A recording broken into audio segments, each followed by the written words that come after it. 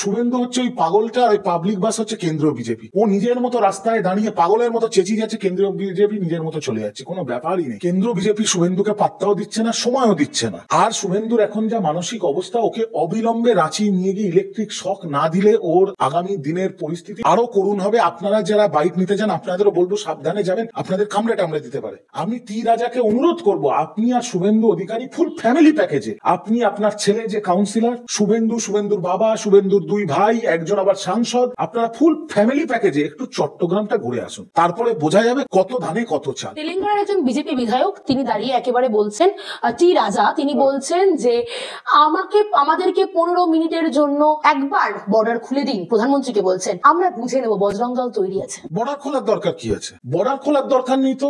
এই টি রাজা এত কট্টর হিন্দুত্ববাদী একটা র্যাডিক্যাল, মানে এটা যদি বিজেপি ক্ষমতায় না থাকতো ওকে হয়তো জঙ্গি ঘোষণা করে জেলের ভেতরে ঢুকিয়ে দিত সরকার।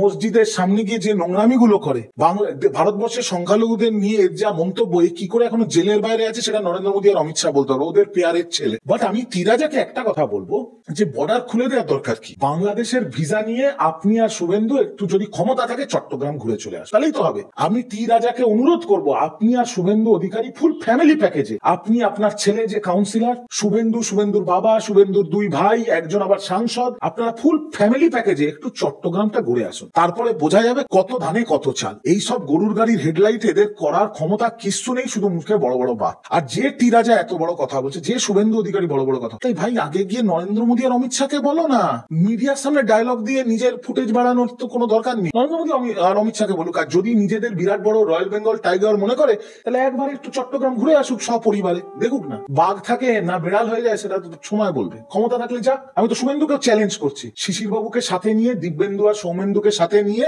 সৌমেন্দুর তো আবার লিপ বাম লাগে, 4-5টা লিপ বাম নিয়ে একটু চট্টগ্রাম ঘুরে আসুন, দেখা যাক কি হয়। বাংলাদেশ যদি ভারতবর্ষের থেকে আলু পেঁয়াজ না কেনে, তাতে ভারতবর্ষের বয়ে গেল, কিছু যায় আসে না।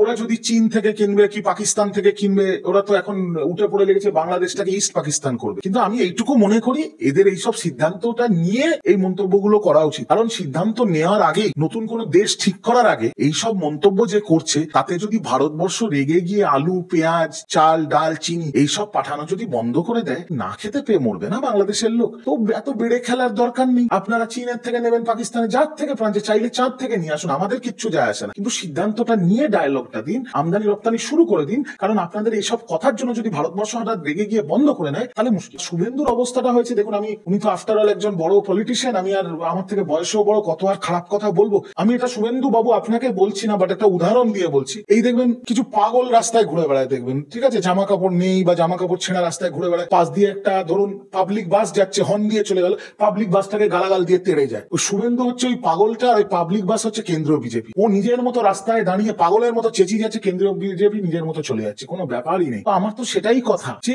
এখানে এত উপদ্রব না করে, এত লাফালাফি না করে, ও গিয়ে নরেন্দ্র মোদী সাহেবের যে অফিস পার্লামেন্টের সাউথ ব্লকে, সেই সাউথ ব্লকে স্বরাষ্ট্রমন্ত্রী অমিত শাহ অফিস, তার বাইরে গিয়ে আমরণ অনশন করতে পারে তো, করতেই পারে তো। এই প্রশ্নটা করুন না, যে আপনি নরেন্দ্র মোদী আর অমিত শাহ তো আপনার দলেরই নেতা, আপনি তো অমিত শাহর পা ধরেই গেছেন বিজেপিতে। অমিত শাহ নরেন্দ্র মোদী দুজনেরই অফিস পার্লামেন্টের সাউথ ব্লকে, এখন পার্লামেন্ট চলছে, তাদের দুজনকে ওখানেই পাওয়া যাবে। তার বাইরে শুভেন্দু অধিকারী, শঙ্কর ঘোষ, শঙ্কুদেব পান্ডা, আরো যে কটা আছে আর কি ওর বানর সেনা, তাদের নিয়ে ওখানে গিয়ে আমরণ অনশন করতে পারে তো। বাংলাদেশ নিয়ে বলুন, হিন্দুদের মারা হচ্ছে বলুন, বলছেন না কেন? এখানে লাফিয়ে কি হবে আমি তো বুঝতে পারছি।